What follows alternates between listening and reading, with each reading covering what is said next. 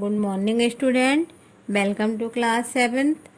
बच्चों, आज हिंदी लैंग्वेज में पाठ 16 संज्ञा के बारे में पढ़ेंगे।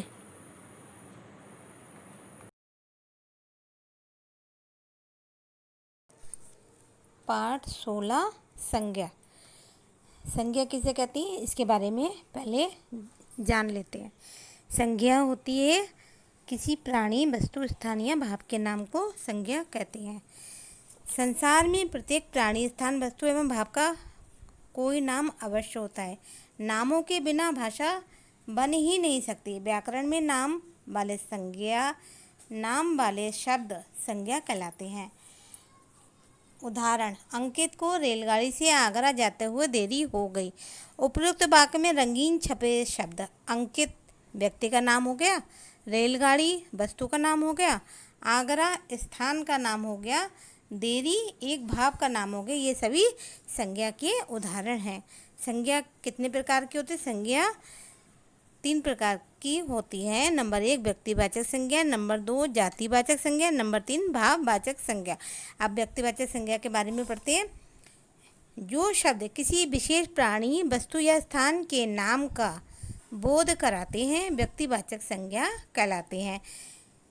नीचे देखिए व्यक्तिवाचक संज्ञा के उदाहरण। विशेष प्राणी: राजीव ने अपने पालतू कुत्ते का नाम ब्रूनो रखा। आप देखिए विशेष प्राणी कौन होगा इसमें? राजीव और ब्रूनो। ये देखिए डार्क कलर से लिखा हुआ है, ये ब्रूनो। गिल्लू गिलहरी महादेवी वर्मा को बहुत प्रिय थी। तो इसमें विशेष प्राणी कौन होगा? गिल्लू और महादेवी वर्मा। तीसरा देखिए, राम और सीता के साथ लक्ष्मण भी वन को गए थे। ये विशेष प्राणी हो गए राम, सीता और लक्ष्मण। अब विशेष वस्तु को उदाहरण देखिए। कावेरी नदी को दक्षिण भारत की गंगा कहते हैं। विशेष वस्तु क्या हो गई? कावेरी और गंगा। रामायण व महाभारत 2 भारतीय महान ग्रंथ हैं। ये विशेष वस्तु इसमें क्या हुई? रामायण व महाभारत। बच्चों को कोका कोला, पेप्सी आदि नहीं पीनी चाहिए। ये विशेष वस्तु क्या हुई इसमें? कोका कोला और पेप्सी।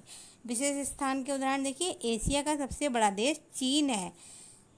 एशिया और चीन ये विशेष स्थान होगा। दिल्ली का कनॉट प्लेस पूरे विश्व में प्रसिद्ध है।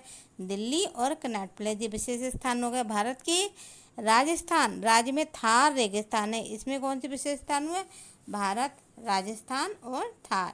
और नंबर 2 जातिवाचक संज्ञा। जो शब्द किसी प्राणी, वस्तु या स्थान की संपूर्ण जाति का बोध कराते हैं जातिवाचक संज्ञा कहलाते हैं। जातिवाचक संज्ञा का उदाहरण देखिए। प्राणीवाचक हेडिंग लिखा हुआ है, उसमें देखिए हमारे विद्यालय में 15 शिक्षक और 400 विद्यार्थी हैं। तो प्राणी कौन हो गए? शिक्षक हो गए और विद्यार्थी हो गए। चुनाव में केवल वैक्स स्त्री पुरुष ही वोट दे सकते हैं, बच्चे नहीं। तो इसमें प्राणी कौन हो गए? स्त्री, पुरुष और बच्चे। बाघ भारत का राष्ट्रीय पशु हो, मोर राष्ट्रीय पक्षी। तो ये प्राणी कौन होगा? बाघ और मोर। वस्तुवाचक देखिए। रवीश ने पुरानी साइकिल बेचकर एक नया स्कूटर खरीदा।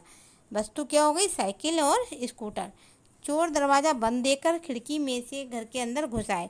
तो वस्तु क्या हो गई? दरवाज़ा और खिड़की। पिंकी ने अपने बस्ते में किताबें, कॉपियाँ व कलम रख ली। ये भी वस्तुवाचक है। इसमें देखिए बस्ते, किताबें, कॉपियाँ, कलम, ये वस्तुवाचक हो गई। स्थानवाचक: हमारे देश के उत्तर में पर्वत श्रृंखलाएं व 3 ओर समुद्र है। तो स्थान यहाँ क्या होगा? देश, पर्वत और समुद्र। पगडंडी पर चलते हुए हम थोड़ी देर बाद पक्की सड़क पर आ गए। पगडंडी और सड़क ये हमारे स्थान हो गए। मेरे विद्यालय के निकट ही जानवरों का अस्पताल है। विद्यालय स्थानवाचक हो गया, अस्पताल भी स्थानवाचक हो गया। जातिवाचक संज्ञा के भी 2 उपभेद किए जाते हैं। क समूहवाचक संज्ञा, ख द्रव्यवाचक संज्ञा। अब समूहवाचक संज्ञा के बारे में जानती है।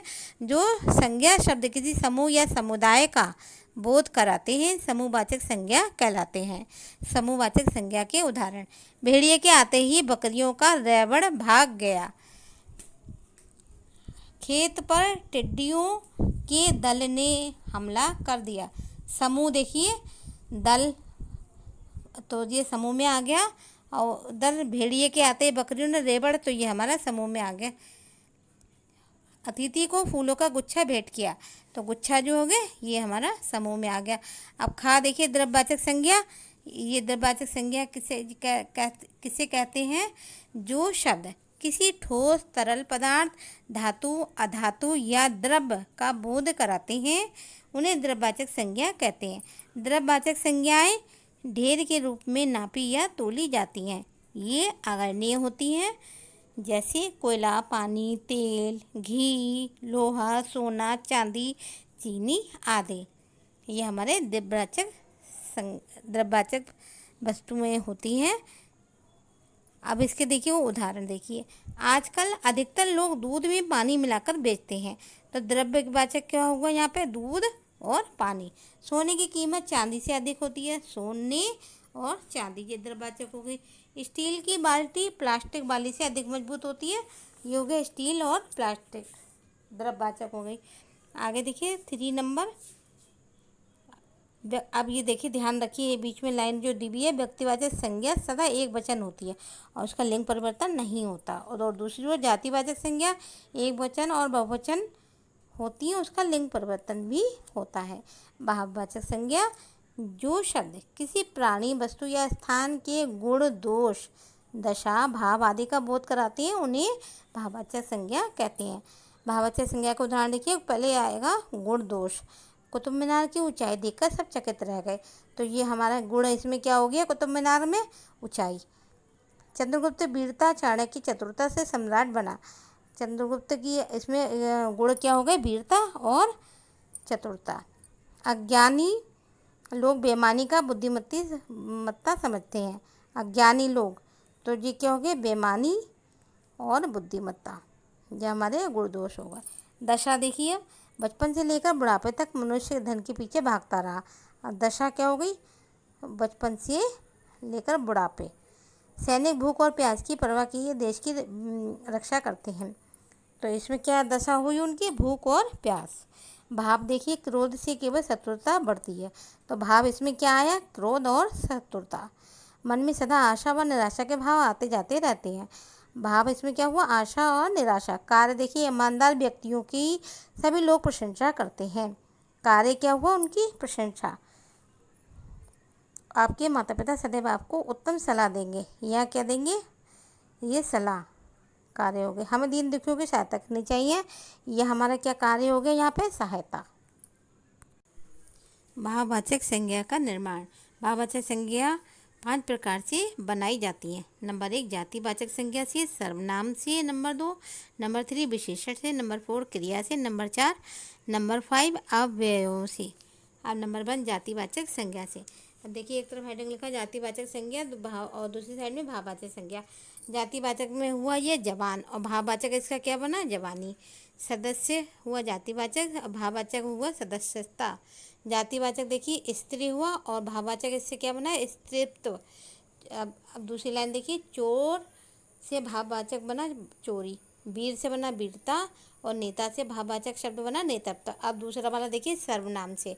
यहाँ पे सर्वनाम शब्द से भाववाचक संज्ञा बनानी है। आप से बना भाववाचक आपा, अहम से बना अहंकार, पराया से बना परायापन, भाववाचक संज्ञा हो जाए। निज से निजता, स्वत स्वतत्व, अपना से अपनापन, यह भाववाचक हुई। सर्व से सर्वस्व, मम से ममता, आत्म से क्या बना भाववाचक में? आत्मीयता। नंबर 3 विशेषण से। अब विशेषण से भाववाचक संज्ञा बनाना है। विशेषण देखिए क्या होते हैं, जैसे हमें किसी की विशेषता बताते हैं। जैसे एक, तो एक से हमारी भाववाचक क्या बनेगा? एकता। उदार, उदार से भाववाचक संज्ञा बनेगी उदारता। अब दूसरी लाइन में देखिए अच्छा, अच्छा से भाववाचक संज्ञा बनेगी अच्छाई। कमजोर से कमजोरी। तीसरी लाइन देखिए, खट्टा से खटास, भाववाचक संज्ञा। फैला से फैलाव, हमारी भाववाचक संज्ञा बनेगी। आप क्वेश्चन 4 नंबर देखिए, क्रिया से। क्रिया से भाववाचक संज्ञा कैसे बनानी है? क्रिया देखिए क्या होता है? पढ़ना। पढ़ना हमारा हो गया क्रिया शब्द। और भाववाचक संज्ञा बनाना इससे, तो जैसे हम बनाएंगे पढ़ाई। खिलाना, खिलाना से भाववाचक संज्ञा होगी खिलाई। अब बीच की लाइन में देखिए, खींचना, खींचना से भाववाचक संज्ञा बनेगी खिंचाव। कटना से कटाव, और तीसरी लाइन में देखिए, गिरना से भाववाचक संज्ञा होगी गिरावट, कसना से कसावट। 5 नंबर पर देखिए, अव्यय से अव्यय, तेज, तेज से भाववाचक संज्ञा बनेगी तेजी, देर से देरी। अब दूसरी लाइन में देखिए, नीचे से भाववाचक संज्ञा बनेगी निचाई और शीघ्र से बनेगी शीघ्रता। धिक से भाववाचक संज्ञा बनेगी धिक्कार, जल्द से भाववाचक संज्ञा बनेगी जल्दबाजी।